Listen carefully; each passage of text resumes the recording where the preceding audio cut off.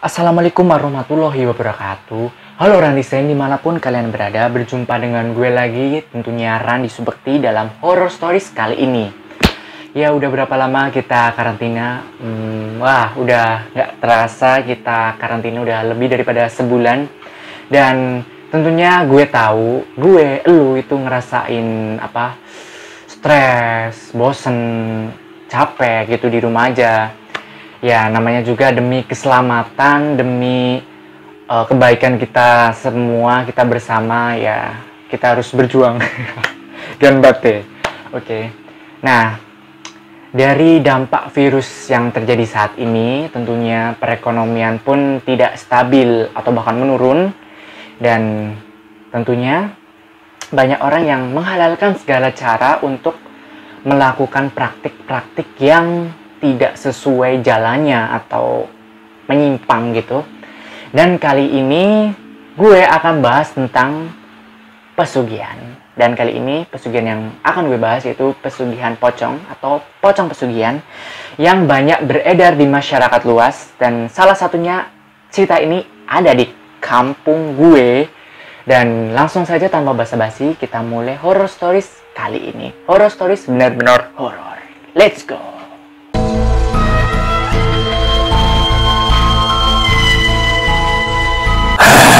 Oke, jadi kali ini kita akan bahas tentang hantu pocong atau biasa disebut Mr. P itu di Indonesia. Dan ada juga yang menyebutnya poci lah, itulah gitu. Banyak beragam. Terus ternyata hantu pocong ini tidak hanya terkenal di Indonesia, di negara tetangga pun ada, di Malaysia. Tapi namanya berbeda. Di sana disebut hantu bungkus. Ya mungkin karena bentuknya dibungkus kayak lemper, makanya namanya gitu mungkin. Oke, kita kembali lagi ke topik ya. Jadi pocong ini adalah salah satu makhluk yang disalahgunakan oleh manusia dalam meningkatkan perekonomiannya, meningkatkan kekayaannya. Dan kita akan menceritakan pocong ini secara umum dulu sebelum menceritakan ke kamu gue. Jadi pocong yang biasanya beredar di masyarakat itu digunakan oleh para penjual-penjual dagangan seperti makanan gitu. Para penjualnya itu menggunakan atau menggali makam seseorang dan mengambil tali pocong jenazah gitu. Dan menurut info yang gue dapet, biasanya tali pocong yang diambil itu tali pocong perawan biasanya sih buat praktik-praktik pesugihan makanan seperti itu kan. Dan terus dicampur sama sesuatu yang dikonsumsi gitu, sesuatu yang dijual gitu, seperti contoh kuah bakso itu dimasukin tali pocong tersebut, dan kemudian warung itu akan rame, banyak yang beli. Dan biasanya itu ciri-cirinya, tapi ini tidak menjadi acuan ya. Biasanya ciri-ciri dari warung yang ada pesugihannya itu, jika makan di tempat itu rasanya enak tenang, tapi kalau dibawa ke rumah rasanya itu hambar, kayak beda gitu kan. Kok beda sih gitu kan. Dan ya mungkin itu karena pas dimakan di tempat anget, pas dibawa pulang nggak anget jadi nggak enak kan, bisa saja positive thinking aja. Dan intinya tidak boleh seuzon gitu kan ya. Dan banyak sekali berita-berita seperti itu yang terekam sosok pocong atau terfoto gitu kan pada saat sedang makan di tempat-tempat tertentu seperti itu. Jadi banyak orang yang akhirnya mengecap warung tersebut melakukan pesugihan seperti itu. Oke, jadi sekarang kita akan beralih ke cerita pocong pesugihan di tempat gue. Ceritanya ini beda daripada yang lainnya, dan makanya gue angkat menjadi kisah nyata di kampung gue.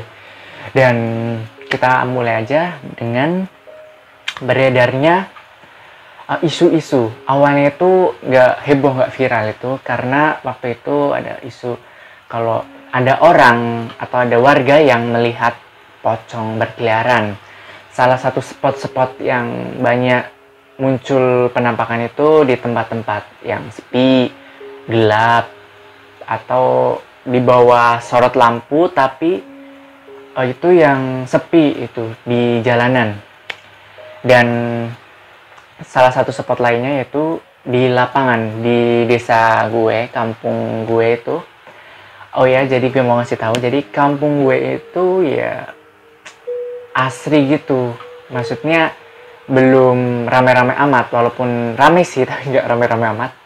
Dan kayak masih banyak cita-cita kayak gitu sih, cita-cita mistis gitu. Jadi tempat gue itu, kampung gue itu berinisial B, kemudian berada di kecamatan inisial S, kemudian berada di kabupaten atau kota berinisial B di Provinsi Jawa Tengah. Itu cluenya.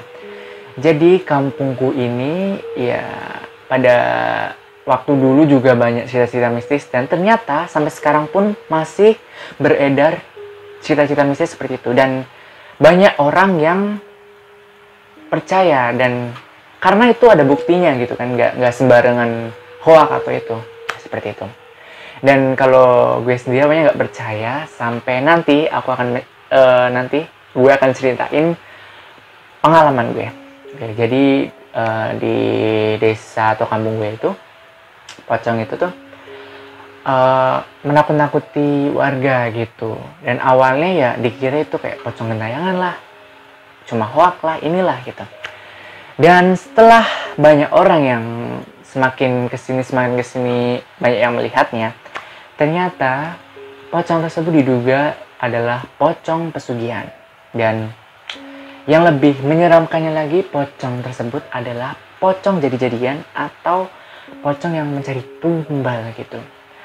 Ada yang bilang bahwa pocong ini peliharaannya orang yang melakukan pesugihan. Ada juga yang bilang bahwa pocong ini adalah jelmaan orang yang melakukan pesugihan itu, kayak babi ngepet, seperti semacam itulah. Tapi ini bentuknya pocong dan menyeramkan. Dan cara pocong ini untuk mendapatkan korban atau tumbalnya itu dengan cara menakuti warga dengan wajah yang menyeramkan. Jika ada warga atau orang yang menjerit ketakutan histeris, maka nyawa korban langsung diambil gitu. Ada juga yang sakit dulu, setelahnya meninggal 24 jam kemudian. Kan ngeri gitu kan.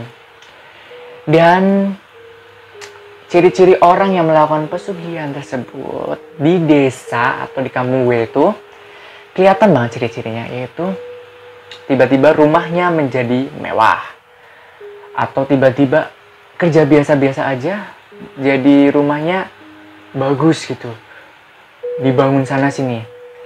Dan kembali lagi, kita nggak boleh seuzon, tapi banyak warga memperbincangkan seperti itu.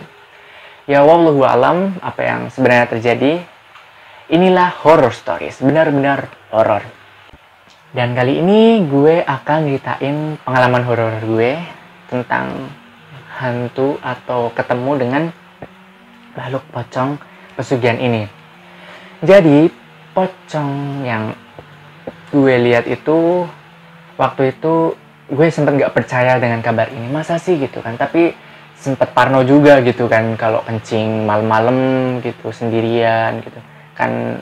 WC orang-orang kampung gitu kan di luar rumah, nggak nyatu sama rumahnya, beda sama WC kalian yang di dalam tuh enak. Nah pas gue sama adikku pergi pergi beli makanan pas malam-malam, terus gue sama adikku tuh lewat jalan yang sepi.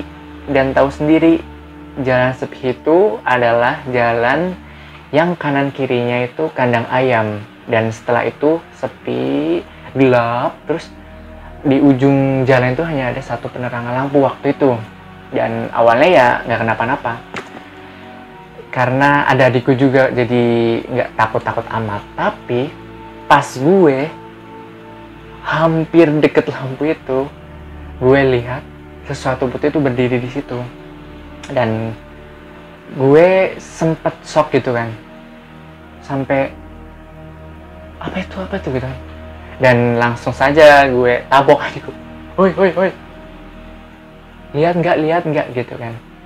Dan ternyata adikku itu lagi menunduk gini di depan motor kan, dia boncengnya duduk di depan gitu kan, biasa anak kecil itu kayak gini, nggak lihat. Dan pas gue lagi nabok adikku, lihat ke kepala adikku, lihat lagi ke depan, hilang gitu. Sempet deg-degan gitu kan. Ya mungkin halusinasi atau apa ya, tapi emang tadi tuh beneran gue lihat ya putih, tinggi, ya kayak bentuk gitu. Tapi dari belakang sih kelihatannya, soalnya nggak kelihatan wajahnya gitu. Sempet shock sih. Dan untungnya dari info yang gue dapet di kampung gue tuh belum ada korban karena pocong pesugihan ini, tapi pocong ini sempet viral atau beredar buat nakut-nakutin orang. Seperti di lapangan yang gelap di desa gue, terus di salah satu SMP di desa gue pun sempat ada yang ngefotoin kena itu penampakan, tapi entah fotonya ada atau enggak, nanti gue cari tuh.